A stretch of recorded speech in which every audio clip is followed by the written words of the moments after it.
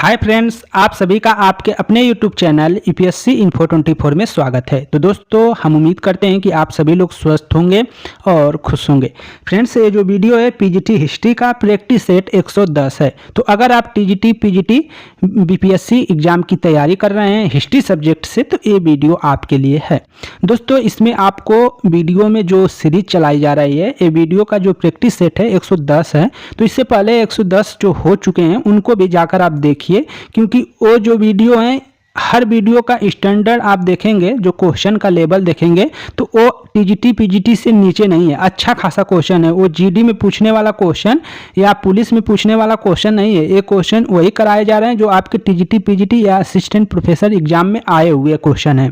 तो पूरा विश्वास करिए, वीडियो को पूरा देखा करिए। वीडियो को ये नहीं कि स्किप कर कर चला जाया करें। आप 10 वीडियो देखते हैं तो 10 क्वेश्चन देखते हैं, तो उसके साथ व्याख्या रहती है जो 50 क्वेश्चन के बराबर होती है। आपको 20 मिनट में 50 क्वेश्चन अगर देखने को मिल रहा है तो बहुत बड़ी बात है दोस्तों। यहाँ पे आपको ना मतलब कोई किसी तरह का प्रचार भी नहीं देता है चैनल पे, और कोई नहीं, आपको हानि नहीं है। आप 20 मिनट में 25 मिनट में 50 क्वेश्चन देख ले रहे हैं, तो ये बहुत बड़ी बात है दोस्तों। ये विश्वास रखिए, अच्छे से तैयारी करिए। वीडियो भले ना देखें, लेकिन किताब आप लोग पूरे मन से पढ़िए। वो भी एनसीईआरटी का पढ़िए, और इसके बाद कोई अच्छा सा जो आपका वनडे एग्जाम की कोई बुक है, जैसे घटना चक्र, यूथ कंपटीशन, एरिहंत की कोई भी किताब आप लेकर उसको भी रिवाइज करते रहिए, प्रैक्टिस सेट करते रहिए, जिससे आपको मालूम चले कि आप क्वेश्चन कहाँ से पूछ रहा है, एग्जाम में कहाँ से क्वेश्चन आ रहा है।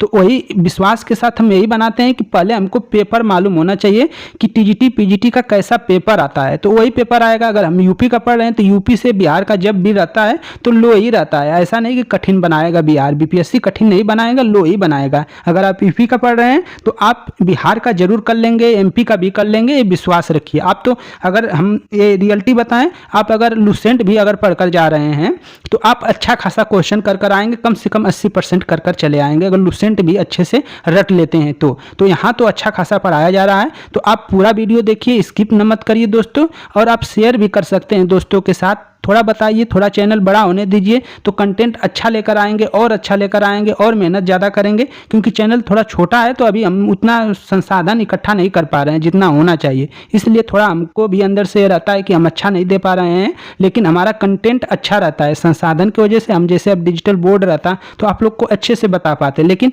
हम इस तरह बताते हैं तो थोड़ा ये है कि आप लोगों के लिए ये बेनिफिट है कि ज़्यादा इधर उधर की बातें नहीं होती हैं।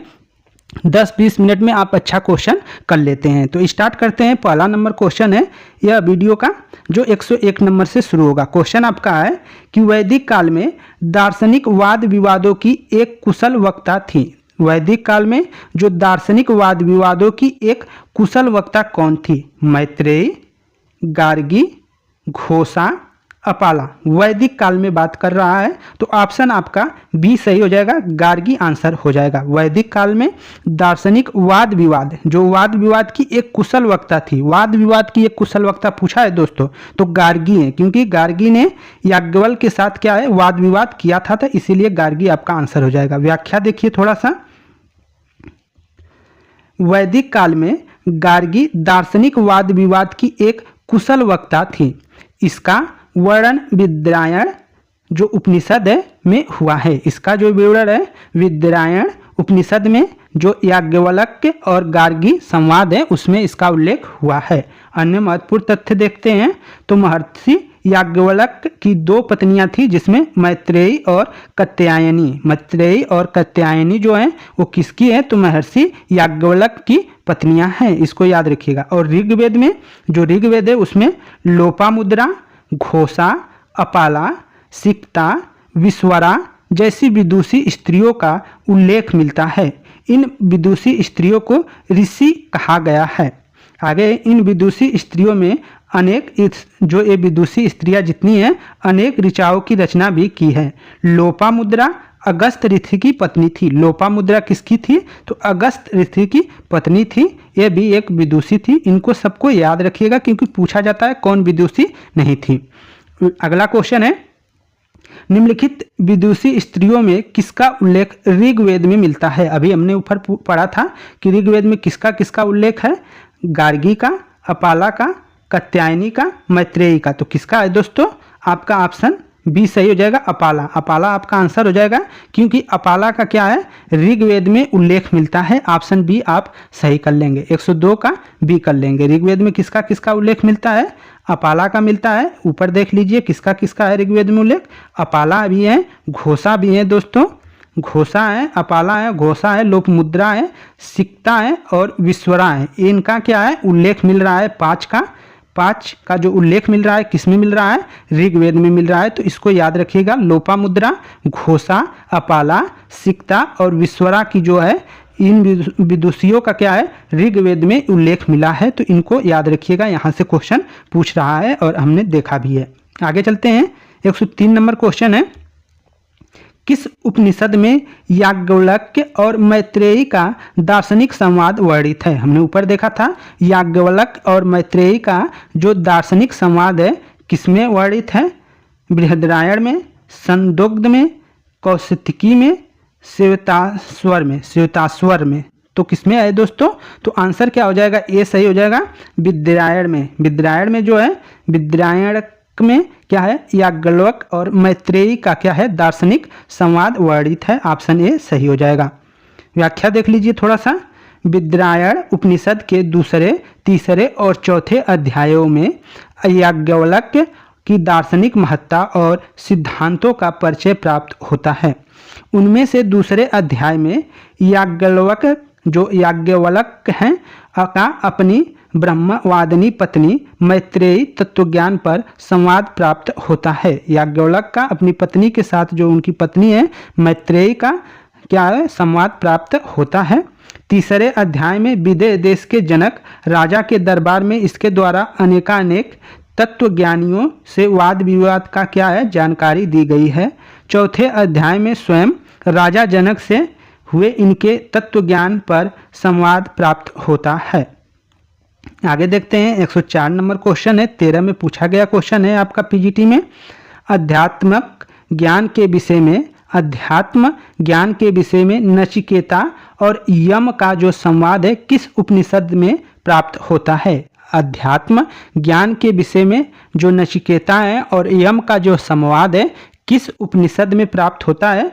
ऑप्शन ए है बृहदारण्यक उपनिषद में, बी है छंदोग्य उपनिषद में, सी है कठोपनिषद में, डी है केन उपनिषद में। तो आंसर 104 का दोस्तों सी हो जाएगा आपका, कठो उपनिषद में वर्णित है। नचिकेता और यम का जो संवाद है वो कठो उपनिषद में क्या है वर्णित है। ऑप्शन सी आपका सही हो जाएगा।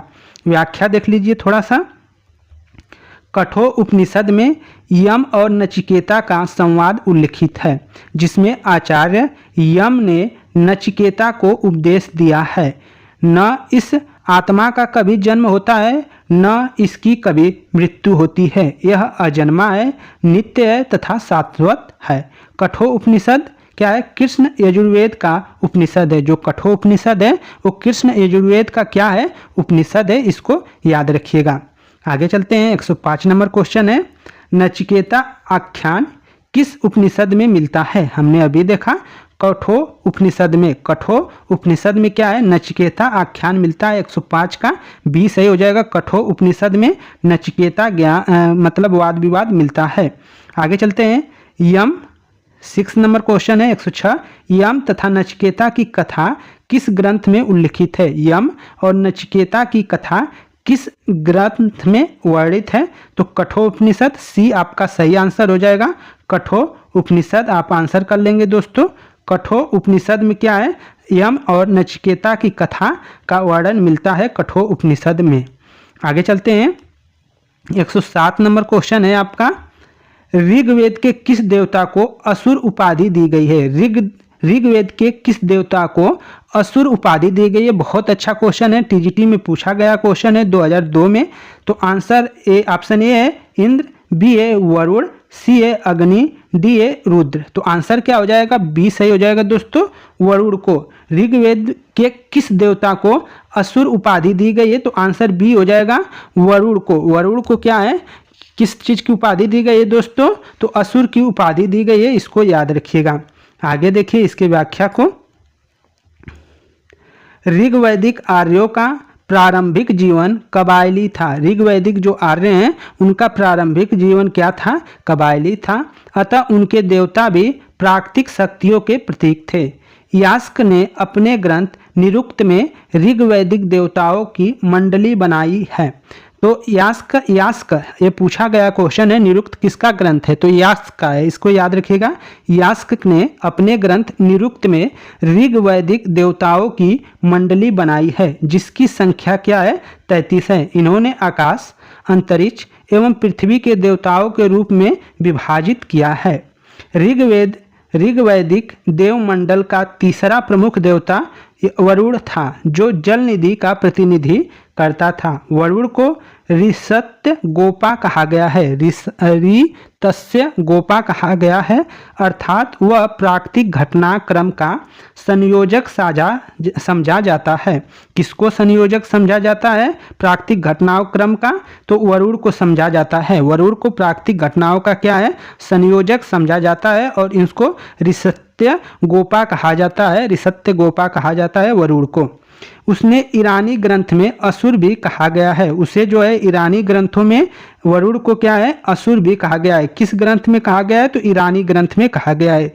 ईरानी ग्रंथ जिंद अवस्था में जिस अहुर मज्जा का वर्णन मिलता है वह असुरों का ही देवता है। ईरानी ग्रंथ जो है जिंद अवस्था है, जो उसमें जिस अहुर मज्जा का वर्णन मिलता है वह क्या है? असुरों का देवता है।